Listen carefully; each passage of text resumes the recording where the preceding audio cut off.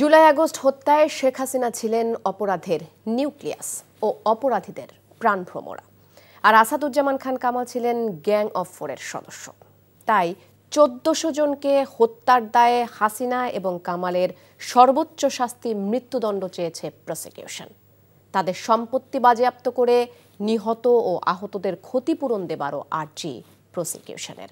তবে রাজসাক্ষী চৌধুরী আবদুল্লাহ আল মামুনের কোনো শাস্তি চায়নি প্রসিকিউশন, জানাচ্ছেন হাসান জাবেদ। জুলাই আগস্ট আন্দোলন দমনে মারণাস্ত্রের মাধ্যমে ছাত্র জনতাকে আক্রমণ ও হত্যা করে আইন শৃঙ্খলা রক্ষাকারী বাহিনী, যার নির্দেশদাতা ছিলেন স্বয়ং সাবেক প্রধানমন্ত্রী শেখ হাসিনা। ট্রাইব্যুনালে পঞ্চম ও শেষ দিনের যুক্তিতর্কে তা প্রমাণ করার চেষ্টা করেছে প্রসিকিউশন।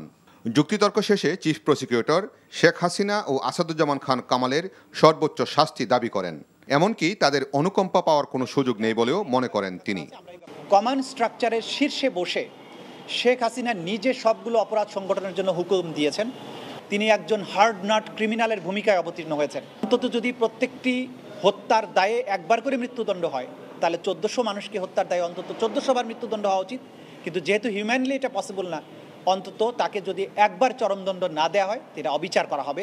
তাজুল ইসলাম বলেন, প্রসিকিউশনের প্রতিশ্রুতি ছিল ন্যায় বিচার নিশ্চিত করা, সেটা তারা রক্ষা করতে পেরেছেন বলে দাবি তার। এই বিচারকে অবিচার বলার কোনো সুযোগ থাকবে না, আন্তর্জাতিক পরিমণ্ডলেও তা প্রমাণ হবে। দৃঢ় প্রমাণ শৃঙ্খল উপস্থাপন করেছে, হিমালয়ের মতো দৃঢ়, হীরের চেয়ে স্বচ্ছ, ক্রিস্টাল ক্লিয়ার এভিডেন্স। এই এভিডেন্সের মধ্য দিয়ে কেউ বলতে পারবে না যে তার প্রতি কোনো অবিচার করা হয়েছে।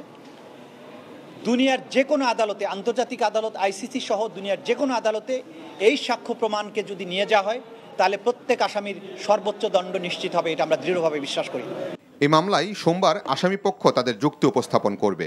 ট্রাইব্যুনালে দেয়া যুক্তিতে প্রসিকিউশনের পক্ষ থেকে বলা হয়েছে, জুলাই আগস্ট আন্দোলন দমনে আন্দোলনকারীদের উপর ব্যাপকভাবে এবং পদ্ধতিগতভাবে আক্রমণ ও হত্যার নির্দেশ দিয়েছিলেন সাবেক প্রধানমন্ত্রী। তাই ঊর্ধ্বতন নেতৃত্বের দায়ে শেখ হাসিনার সর্বোচ্চ শাস্তির দাবি জানিয়েছেন তারা। হাসান জাবেদ, এনটিভি নিউজ, আন্তর্জাতিক অপরাধ ট্রাইব্যুনাল, ঢাকা। বান্ডেল থাকলে প্রতি সেনমানিতে টাকা বাঁচবে।